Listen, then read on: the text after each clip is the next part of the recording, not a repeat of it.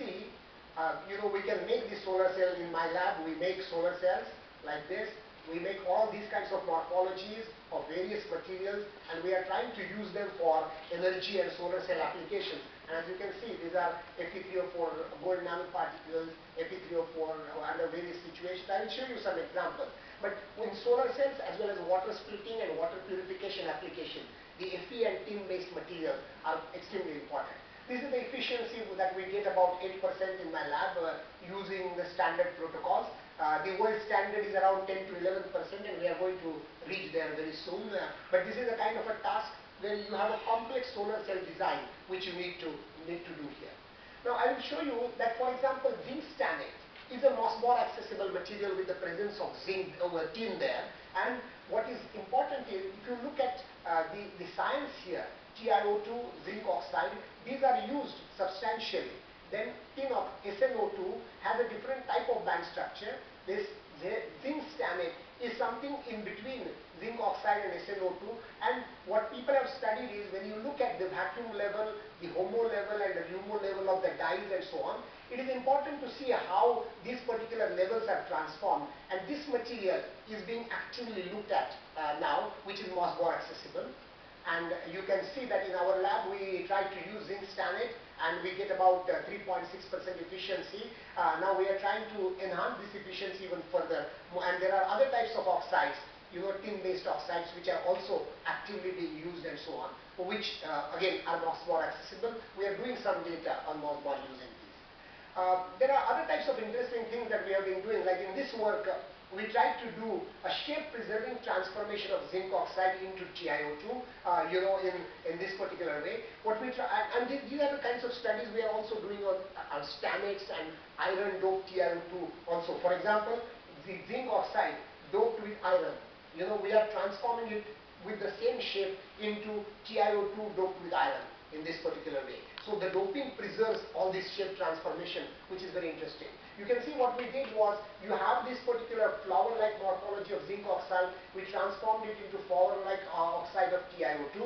Not only that, we have of course discussed the mechanism more like a Kärkengal effect, how this particular transformation takes place and so on. But interestingly, you will find that we can actually get, say, these are the zinc oxide sort of nanostructures, ball-like structures.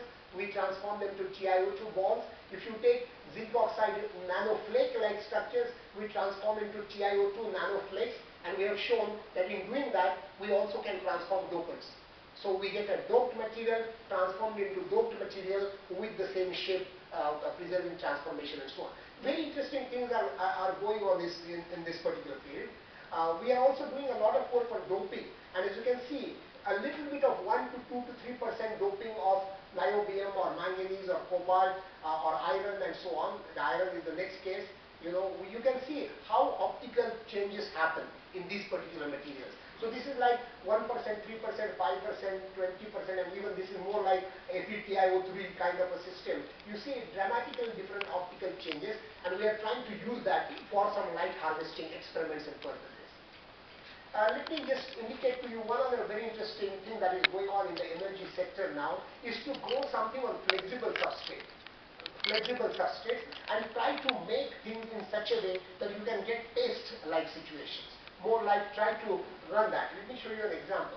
What we have tried to do is, we have tried to develop certain pastes which are based on TiO2 and zinc stannate and so on. And we are trying to do this kind of study to make solar cells, and even the flexible solar cells like this dye-sensitized solar cell, just by painting. The idea here is that we should be able to develop pastes of various oxides, materials, including iron oxide for some other applications in water splitting, where you should be able to paint them completely easily and get solar cells. And the idea is like this. See, you can do, even by paintbrush, we are able to get 3% efficiency, and this whole process is at room temperature. No heating involved. Okay. Why we want to do that? We want to do this.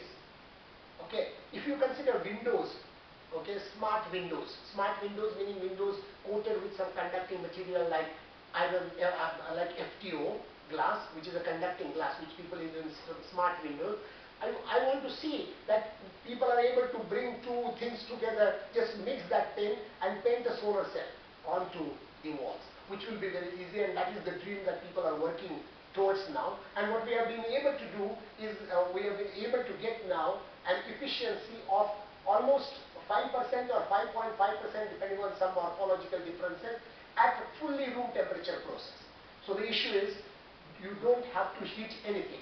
Just end the solar cell, let it dry, and that gives you 5% efficiency on a window or wall. That is what is needed, and we want to push this to something like 7%, which will be absolutely phenomenal in terms of getting this. So we are working a lot in this way, and we are working on materials for making pastes and so on. Let me also show you another interesting problem, which is on water splitting applications. This is a very, very interesting area, and from the Mossbauer standpoint, it is full of iron oxides. In fact, Fe2O3 is a workhorse material which is being used for water splitting applications. Its band gap lies around 2.1 eV, and it can be manipulated in photoelectrochemical cells. There are dopings of different materials which are being done. But I did not see too many papers. There are a few papers, of course, but there is a tremendous opportunity here for using Mossbauer spectroscopy in these applications. Why this field is very important, as many of you know, is a scientist Daniel Nocera from United States MIT, and he has been arguing a lot in favor of water splitting as one of the strategies for solving distributed energy problems. And what he's trying to say is that if you look at all these equations, how much energy will be generated in this particular process and so on, he shows, of course, sometimes these are exaggerated statements. There is a part, some people believe there is a salesmanship involved and so on. But nonetheless, the point is, he says that this is a pool, MIT swimming pool, and he says that if you actually do it right, you can get 43 terawatts of power just by one swimming pool of MIT.